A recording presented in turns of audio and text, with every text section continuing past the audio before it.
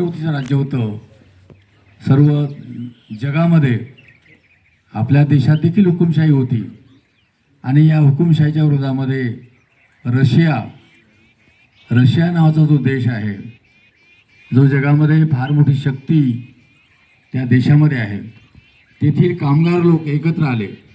कामगार अगदी शेतामध्ये काम करणारा कामगार, धुणं भांडे घासणारा कामगार, कारखान्यामध्ये काम करणारा कामगार, कार्यालयामध्ये काम करणारा कर्मचारी, तो देखील कामगार, अशा प्रकारे कामगारांनी एकत्र आले. कामगारांनी एकजूट केली, एक संघटना बांधली. साम्यवादी पक्षांच्या माध्यमातून, मार्क्सवादी विचारांच्या माध्यमातून, कार्ल मार्क्स तुम्हाला कल्पना आहे, त्यांच्या विचाराच्या माध्यमातून एक जगामध्ये संघटना रशियामध्ये बांधल्या गेली. तिला म्हणतात कामगार संघटना. आणि त्यावेळी रशियामध्ये झार नावाचा राजा होता.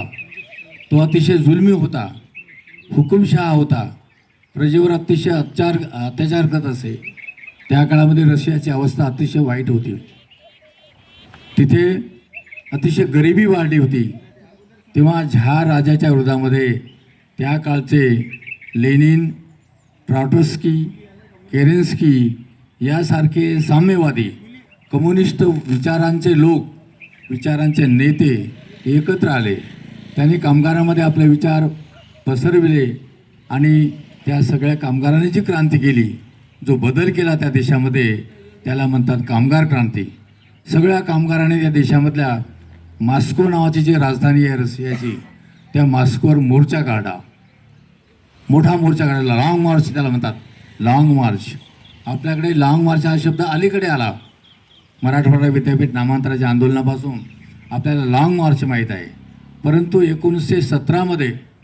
1917मध्ये रशियामध्ये तेथील कामगारांनी लाँग मार्च काढला आणि रशियाची राजधानी जो मॉस्को आहे, तिथे त्या झार नावाच्या राजाच्या राजवाड्यावर हे सगळे कामगार, त्या देशातील कामगार, लाखो कामगार येऊन धडकले. फार मोठा मोर्चा, तो महामोर्चा.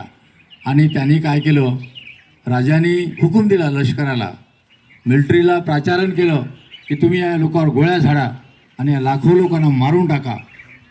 परंतु राजाचाही हुकूम त्या लष्कराने, सैन्याने, मिलिटरीने, कमांडरनी ऐकला नाही.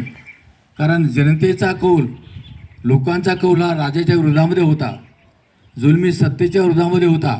हा राजा नको आम्हाला, अशी त्या लोकांमध्ये एक बदल झाला होता. त्याला म्हणतात क्रांती, वैचारिक क्रांती. एखादा विचार पटत नाही, तो मानायचाच नाही, झुगारून द्यायचा. लष्कराने काही ठिकाणी गोळ्या झाडल्या, काही मंडळीवर बरेचसे माणसं मृत्युमुखी पडले. परंतु लष्करानं वाटलं गेलं की हा जो लढा आहे हा सर्व देशासाठी आहे, देशातल्या जनतेसाठी आहे, आपण हे करू नये. आणि त्या कामगारांनी त्या राणीला ताब्यात घेतलं, त्यांना राजवाड्याबाहेर हाकलून दिलं आणि त्या देशाची पूर्ण सत्ता कामगारांनी आपल्या हातामध्ये घेतली.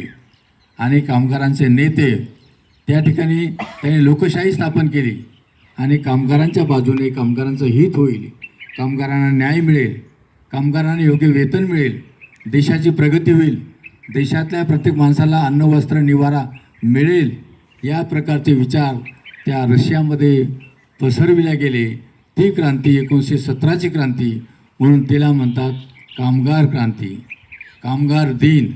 तर क्रांतीमध्ये एकदम झालेला बदल, असं काहीतरी डोक्यामध्ये वारं घुसते काही माणसाच्या की हे नकोच, हे फेकून द्या, आपल्याला नको आहे, उद्या आपल्याला असं करायचं आहे, उद्या आपल्याला असं वागायचं, त्याला म्हणतात क्रांती. एकदम बदल. आणि उत्क्रांती म्हणजे हळूहळू बदल, हळूहळू. त्याला हजारो वर्षे लागतात, शेकडो वर्षे लागतात. होईल, आजचं उद्या करू, केव्हा तरी करू, होत राहील, ते होत असते. नैसर्गिक बदल, त्याला उत्क्रांती म्हणतात. तर अशा प्रकारचे जो कामगार दिन आहे, त्या कामगाराचं देखील महत्त्व आपण जाणून घेतलं पाहिजेत. आपल्या ठिकाणी कामगार वर्गातील 2 आता या एस टी महामंडळे काम करणारे भले ड्रायव्हर आहेत, कंडक्टर आहे, हे कामगारामध्येच मोडतात. तुम्ही सगळे इथे बसलेले आहात कर्मचारी, तुम्ही कामगारामध्येच मोडता. मी जर एखाद्या व्यवस्थापनाचा भाग पाहतो, मीही कामगारामध्ये मोडतो. काहीतरी करणारा काम करणारा, कामामध्ये बदल करणारा, कामामध्ये काहीतरी हुशारी, कौशल्य, काही वेगळेपण आणणारा तो कामगार. आपण सगळे कामगार आहोत आणि कामगारांचे हित, कामगारांचं भलं करण्याचा आजचा हा दिवस आहे. म्हणून हा कामगार क्रांती दिन आहे. मित्र हो, आपल्याला महत्त्वाचं काम करायचं आहे. इथे हे विद्यार्थीने आल्यात, विद्यार्थी देखील आलेले आहेत. त्यांचा निकाल इथे आता त्यांना मिळणार आहे, त्यांचं गुणपत्रक मिळणार आहे. त्यामध्ये बसलेले शिक्षक जे आहे यांना देखील बाहेरगावच्या पालकांशी, काही विद्यार्थ्यांशी संपर्क साधावायचा आहे, त्यांना भेटावायचा आहे. म्हणून मी आजच्या कामगार दिनाच्या आणि महाराष्ट्र दिनाच्या सर्वांना शुभेच्छा देतो आणि माझे विचार संपवितो. धन्यवाद.